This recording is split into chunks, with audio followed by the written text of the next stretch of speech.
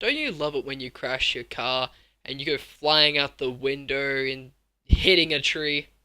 Hi, I'm Will.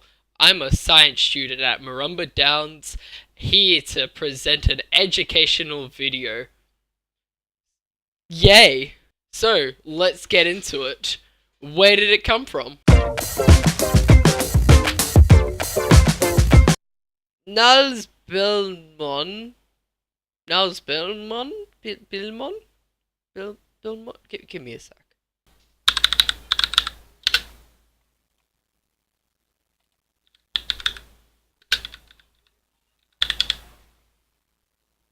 Niels Bohlin.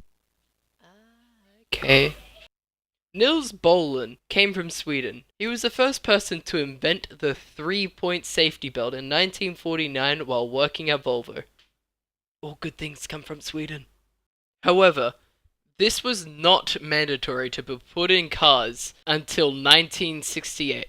The only reason seatbelts got noticed by anyone was because the state of Wisconsin wanted it to be mandatory to be put in all cars, and they were the first one to implement the seatbelt in all cars on the road. Good on you, state of Wisconsin. It didn't take long for Australia to notice and make it law to wear seatbelts on the road in 1970.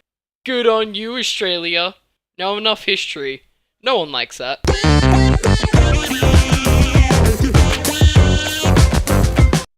Now I know what you're thinking. But Will, I already know the purpose of seatbelts. Without it, you crash and fly out the window. But with the seatbelt, you stay in your seat and you don't go flying out the window. Well, yeah. If you want to sum it up like that, that's the basics of having a seatbelt.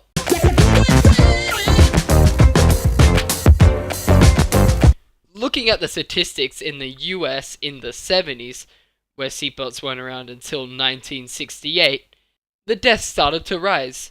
Then they started decreasing. Why? US doesn't have a law to wear seatbelts. But if you compare it to Australia, you can easily see the difference from the US and Australia. Australia has a major decrease in deaths on the road because they have a law to wear it. Isn't Australia just the best?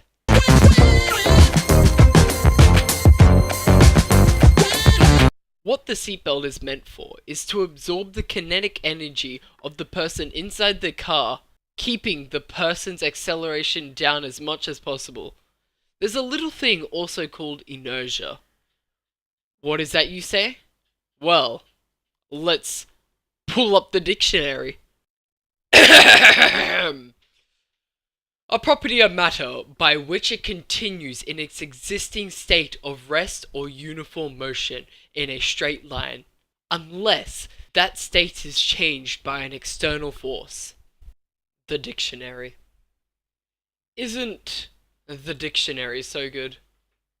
So, when the person in the car hits something, they will continue going in the same direction that they originally were going in until an opposing force is applied. This is also using Newton's first law. What is this opposing force, you say? Well, that, my friend, is a seatbelt. It is better for the opposing force to be the seatbelt than the windscreen or the dashboard.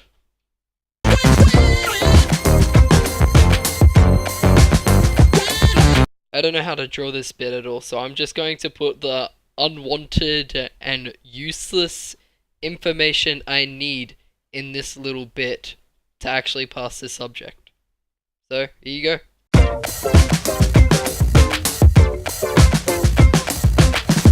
I needed to put something here, just so there's like a little gap between the music.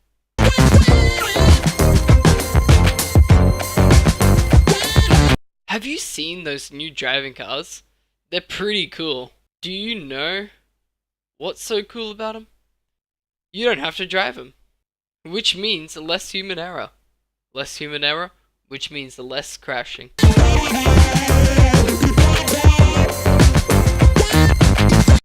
Well, that'll be all for pretty much this whole video. I sort of wish I didn't do everything last second. It's 10:14 at night, the day that it's due. So, that's really nice.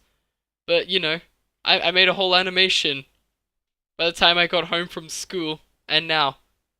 And even fit in a couple of episodes of Agents of Shield. So I mean that's always a win-win.